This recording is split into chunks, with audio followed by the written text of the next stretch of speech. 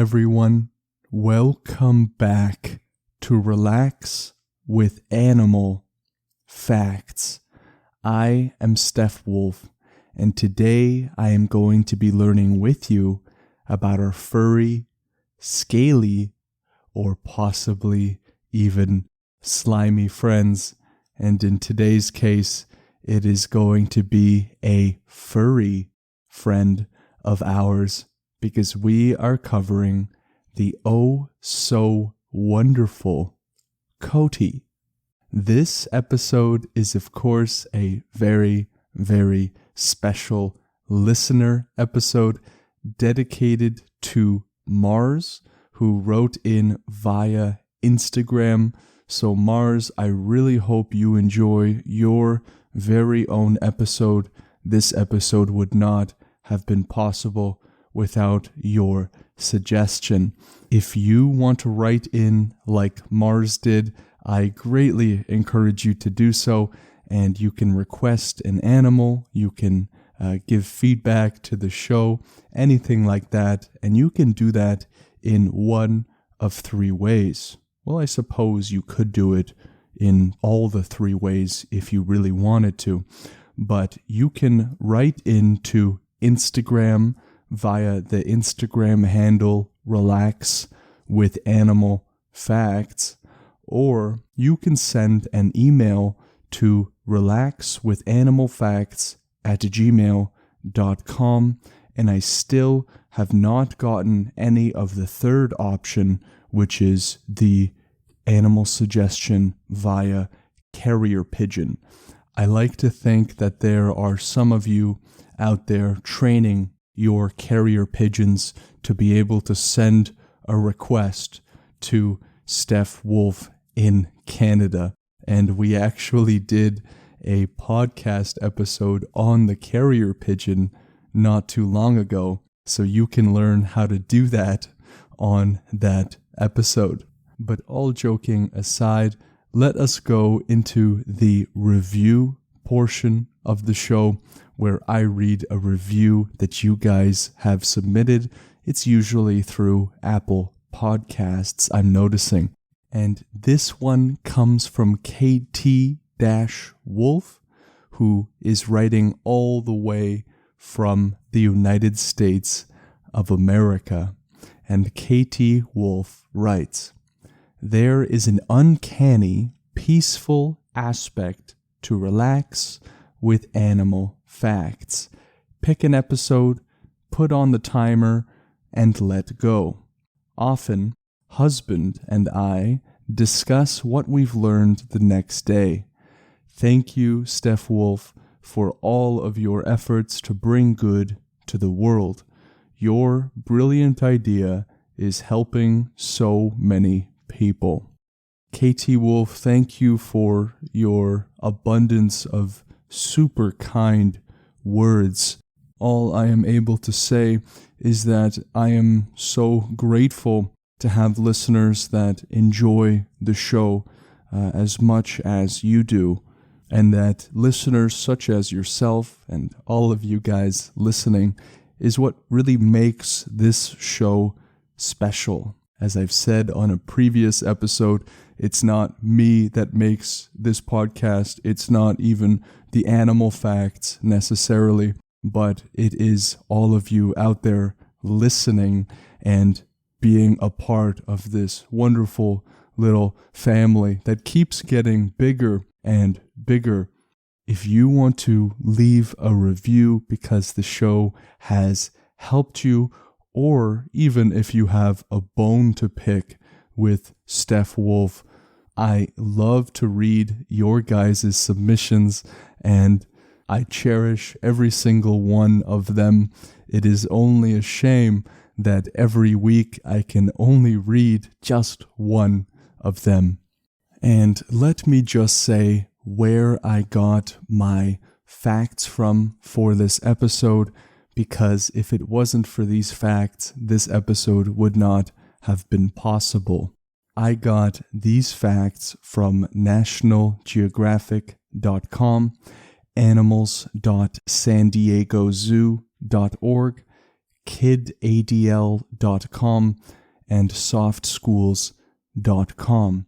If you would like to learn more about these cool animals, and I'm sure about many other animals, please, you can visit those resources. I leave them in the description of every episode so you can go and explore more if you desire. And now I would like all of you to notice possibly where you're carrying some of your tension. Is it in the shoulders? Is it in the neck? Is it in the arms? Really, everybody is different. In my case today, I am actually very loosey-goosey, and so there's not much for me to untense. I find that we are sometimes going through our day and we'll notice our shoulders are all the way up, almost covering our ears like an anatomical earmuff. And so that is what we are trying to undo a little bit here. I would like you to do your best to relax those parts of your body as we go together into this immersive little experience into the rainforests where the Coati resides.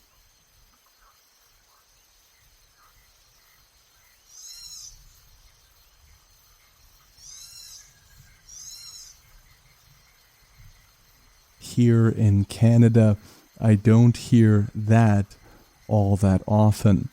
But before we go anywhere with the Coati, I just want to say that they are not only found in rainforests, but will also enjoy grasslands and even mountain slopes. So we are trekking into the rainforests this time, but sometimes you can also find them in some different areas. And so let's start with what a Coati even is. Before you guys search them up or anything like that, I am going to do my best with the help of these articles to explain what they look like, and then afterwards you can see just how close a picture you drew up in your mind. The Coati is an agile, fruit-loving, meat-eating insectivore, which means that they love insects. And they are what are known as an opportunistic omnivore.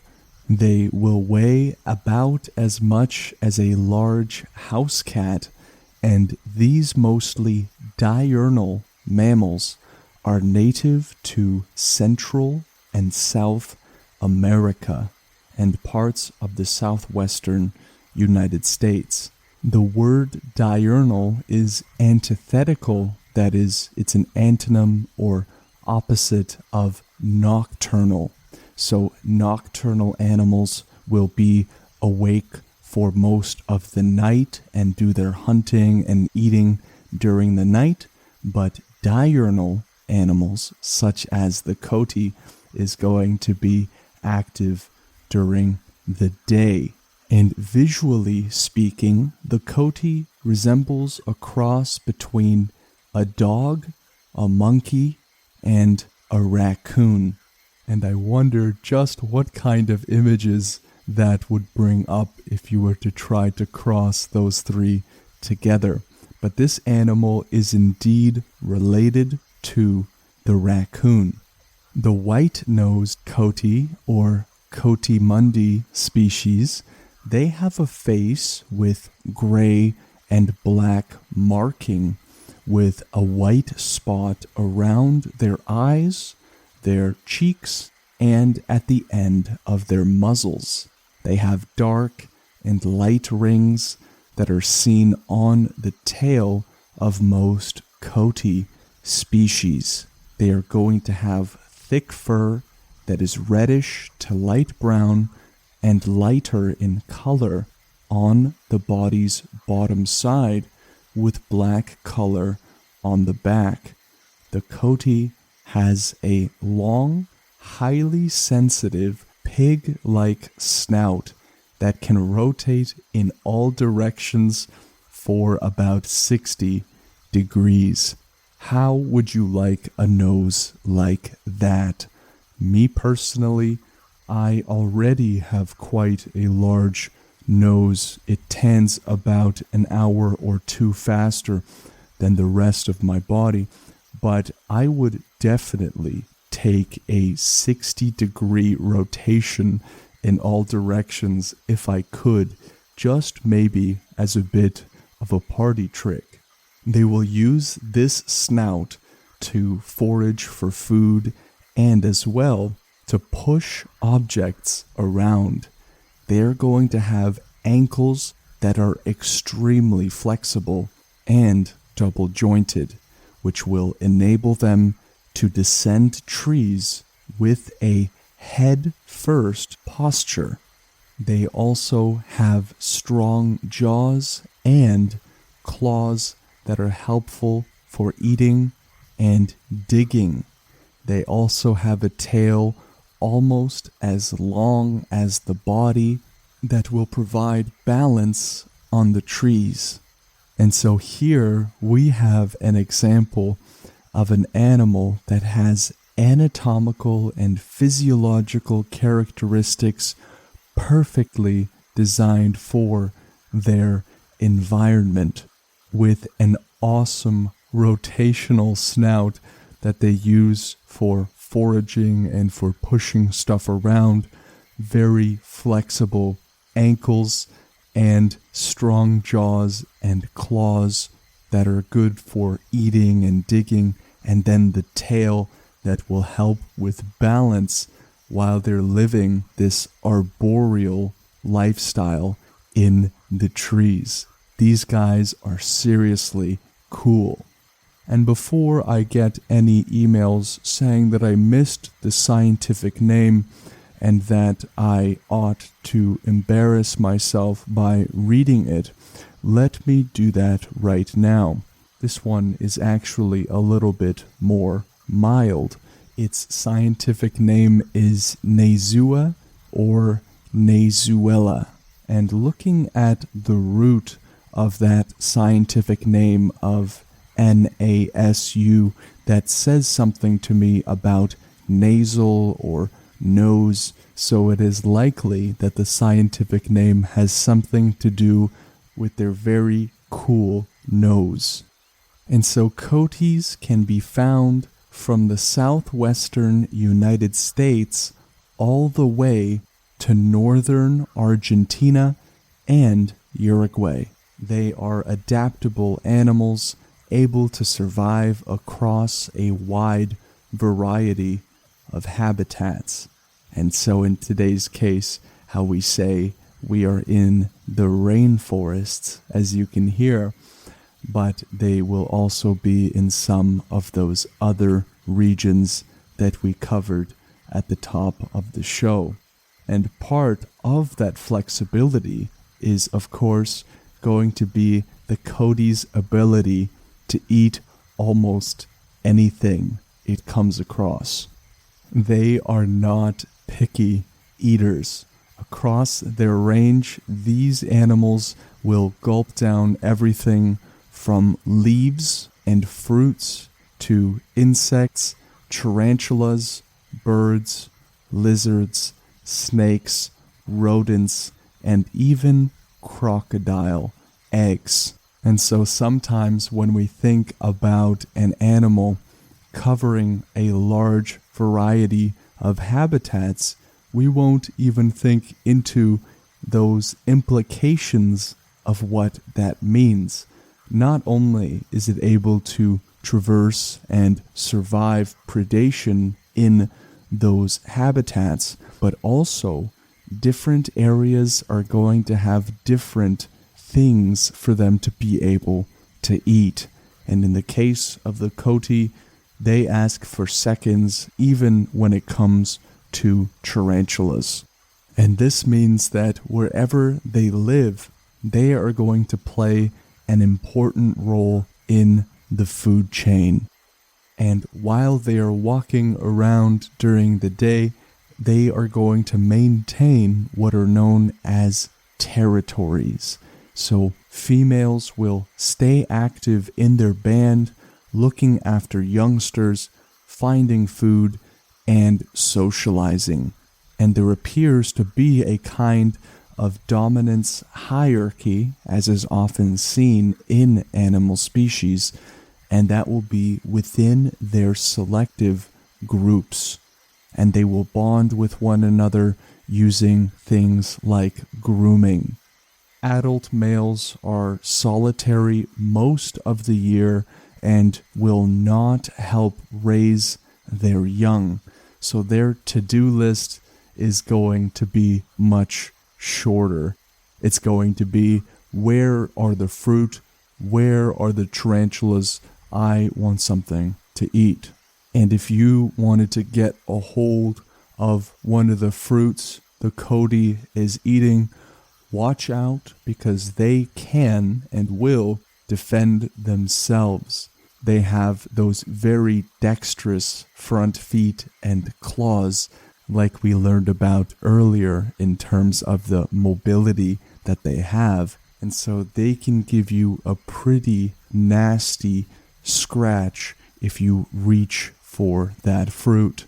And in terms of their communication, the Coati has a very broad range of communications that will include chirping, grunting, and snorting. And when startled, they have been observed to leap into a tree and make these little woofing noises or clicking noises, as if to say, guys, there is somebody here. Females, for example, will use a barking vocalization to warn bandmates of danger, and they even make a whimpering sound to keep their young close by during that weaning period. Communication is something that is going to change drastically from species to species. I think of, for example, the whale episode in which they are going to use these complicated little songs to communicate miles and miles away, in contrast to these animals using those clicking and woofing noises that sound entirely different and also serve a very different purpose. Our ability to communicate as we do, and as I am currently doing with you in these complex structures of word order, grammar, syntax, all of these things we tend to take for granted, but really are a wonderful gift that allow us to be so expressive. I doubt that many of you would be listening to this show if I just started the podcast woofing and clicking. And so the females are going to live in groups called bands, along with their young. The males are going to leave the band at around 2 years old to live a solitary life until the breeding season, when they groom their way back into the female's good graces, but only temporarily. After breeding, which occurs in the trees, females become aggressive toward the males and drive them out of the band. And there is a reason for this, because the males may attempt to actually kill some of the other young and jeopardize the next generation. This sort of behavior can be observed in many species other than these guys. And then after this sort of back and forth breeding session, the males will go back to a solitary bachelor life. And one little fact is that when the Coati sleeps, they're going to tuck their long noses into their bellies. Those little rotational antennas of a nose have to be tucked in and secure. The gestation period, meaning how long the females are pregnant for, is going to last about 11 weeks, so fairly short, and it's going to end up with 2 to 7 baby coatis. And the females are going to leave the group to give birth in the nest that is in a tree or on a rocky ledge. And I would assume that this is for protection from predators to those little baby coatis. And in terms of how long they live, they can survive 7 to 8 years in the wild, and as we would expect, a little bit longer in captivity, about 15 years. They have a fairly conservative life expectancy, as we could expect. So let's go to the final fact of the episode, which is the name, Coati. What really does it mean? Where does it come from? Maybe there are some cool facts about it, and there are. According to the Encyclopedia of Mammals, Coati is not short for coatimundi. The females and their young form bands of 20 individuals or more, while adult males are solitary. This difference in their social structure confused biologists who initially described the solitary males as a separate species. The use of coatimundi means lone coati in Guarani, which is an indigenous language of Brazil. And this designation of the male coati as the lone coati is what reflects this error of the use of the word coatimundi. But the actual word coati comes from Spanish Coati or Coacia, from a name in the Tupi native language of Brazil, and according to the Oxford English Dictionary, it is a compound of kua, which means belt, plus tim, which means nose. And so that is why we have the name Coati. What a cool animal. Thank you, Mars, again for writing in, and I hope that you enjoyed your episode. If you want to learn more about a certain animal, please send an email to relaxwithanimalfacts@gmail.com or send a message to the Instagram Relax with Animal Facts. I love hearing about which animals you find to be cool. And so thank you all for joining me on this little trek through the rainforests in search of some coatis, and boy did we find some cool things about them. I hope you will join me on our next adventure looking for the next animal on the podcast. Take care.